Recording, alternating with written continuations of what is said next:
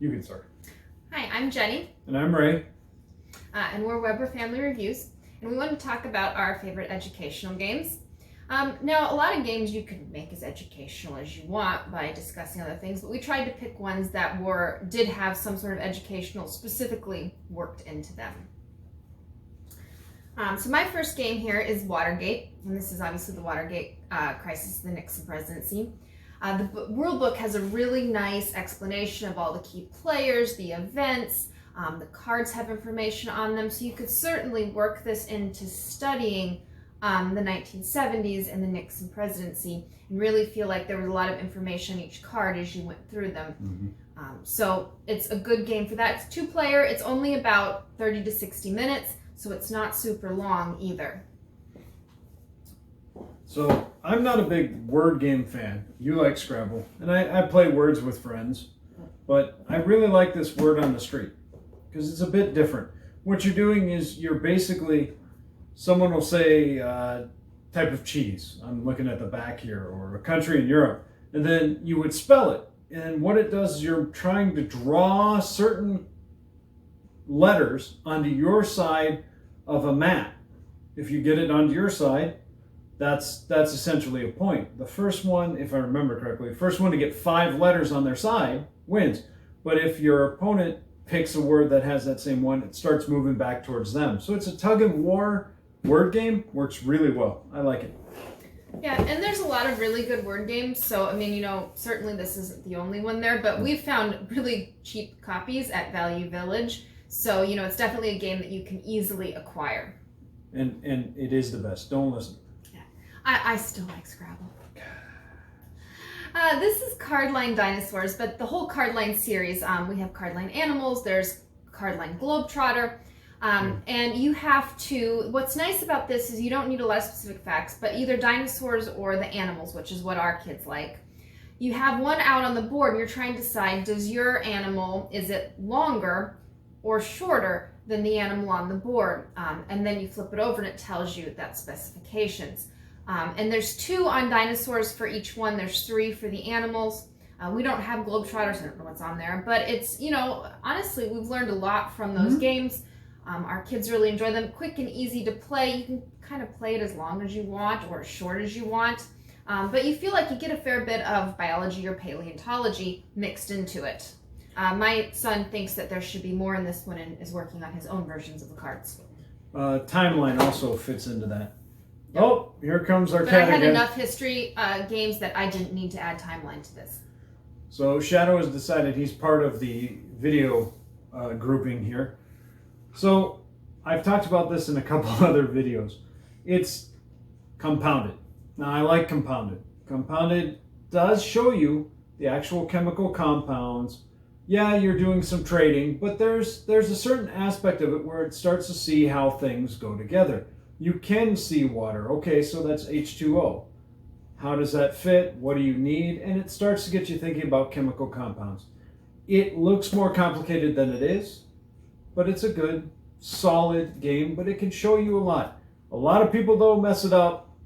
The periodic table is only the score board. It doesn't give you a whole lot on that, but it does show you the molecules and the chemical compounds. Well, it's even got which ones are flammable because they will explode, and so that's pretty cool in itself. This we actually used last semester for our then 6th grader. This is 10 Days in America, and there's a whole series. There's 10 Days in the USA, 10 Days in Asia. It's a really good geography game. It hasn't, the board's really only just the map, but our 10-year-old used the 10 Days in USA map this summer because we were making him label all the states on a map of the United States. And he's like, well, I need a map. And he just went and got that game out and was using it. It's a really easy game. You're just trying to make, connect them. But it's a great way to learn a map that feels, fun and fairly easy. And each card has their population on it, the capital. So you could add that into part of your play if you were looking to memorize any specific facts. Some of them are easier to find than others. We happen to have all of them, but we actually found one this summer at a thrift store. We'll see. Next time we might try the other table. All right, this one went under the radar on a lot of them, and it's Loveless and Babbage. and it's Artina Games. Artian.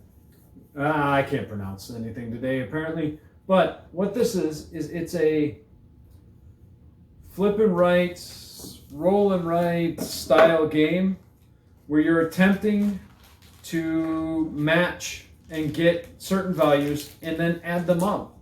It's all sorts of math. You're trying to get values, and what you're doing is you're going based on the individual table that you have in front of you. And it's hard to see, but some of these tokens will say this next value if you use this line, and it's all about the theme is programming, but it's really mathematics, and it's practicing mathematics. But it's a really fun, I mean, it's not even a roll and write or flip and write. It's its own thing, but it does very well, and it's not really talked about. Well, it teaches both math and coding to a certain extent. So. Okay.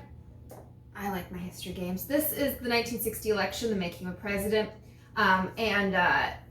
Again, all the cards have a really lot of detail on them about all the events and all the people. So as you go through it, certainly if you read all this, you would definitely be learning a lot of history as you go. The rule book, I believe, also again here has a full detail on all the people. So you could definitely turn this into quite the educational experience, because most of the materials you need are already on the cards in the rule book there for you as you're, trying to figure out, how do you manipulate this education? How do you manipulate the PR? Things like that. So, plus obviously, how the Electoral College itself works in that you're getting electoral votes. Very timely. Zeus on the Loose. This was one of our cheaper finds. We've talked about it before. It's quick math. All right, you had 8. I put down another 8, 16. I take Zeus. And once you pass 100, person who has Zeus gets a point. Starts the Zeus, kind of like the basketball game horse. Really quick. It just gets you doing math fast. And there are God cards, Hera just takes it right to 99. So, do I think this is educational? Yeah, because it gets you thinking about the math pretty quick. For younger kids, you give them time to figure it out. But for adults, it goes really fast, but it keeps you fresh in your mind. So, there. More history. I know. I like my history. This is Memoir 44. And the nice thing about Memoir 44 is all the setups are based on actual battles, how you start, which side starts with what. They're set up to match the actual historical battles themselves. And so there's a lot of, again, history built right into it. And obviously, as you're working it, can you change history? Well, yeah, because, you're not always going to win. But they're certainly set up so the side that should win will win. Yes. It's harder to win if you weren't the side that was supposed to win that battle. Because they do. And all the cards, again, have a lot of information about the people and the events. So you can, build a lot into it. Somewhat. I think of, compared to like 1960, is it as good? No, but if you were studying World War II, this would be a good choice. And, that battle aspect, especially for a lot of kids, makes it more fun. Yep. Ion. It's a deck building game. So while Compounded showed you the elements, gave you an idea of what makes up which element or which molecule, Compounded is you setting it up, or Ion is you setting it up. Basically, it's a deck building-ish. It's really more of a drafting game. It's a drafting game that you build compounds on.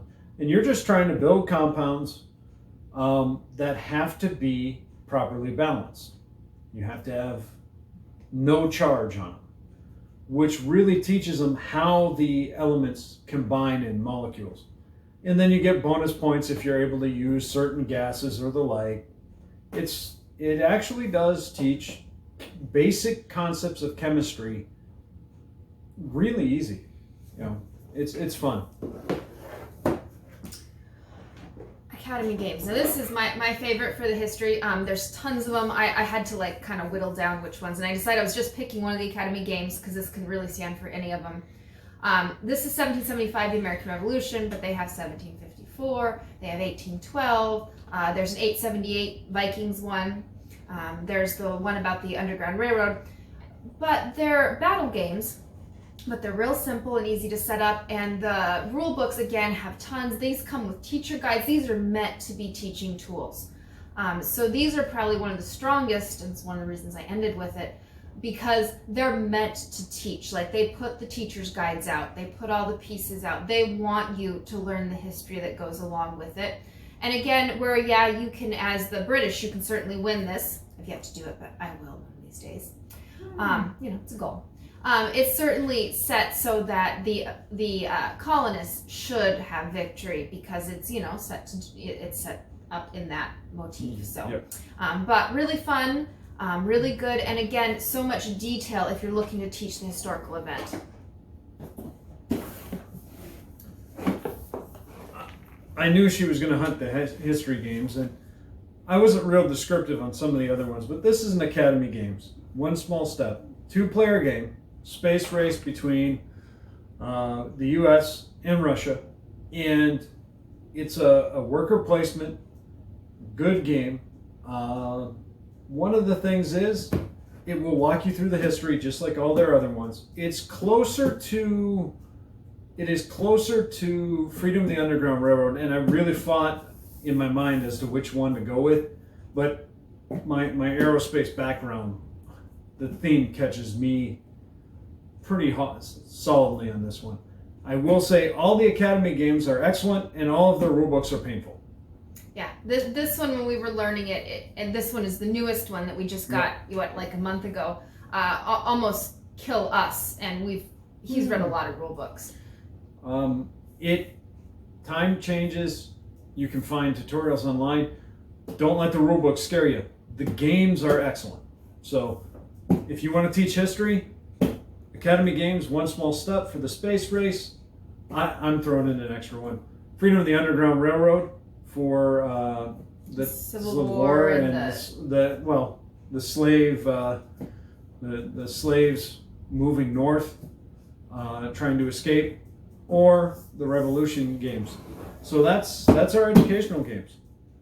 Yeah, so if you're looking for something to do and want a little bit of education in them, there's plenty of other games out there that you can make fit, but these are some of what we think are the most directly applicable without a lot of modification. Well, and some of them we've used. Yeah. So.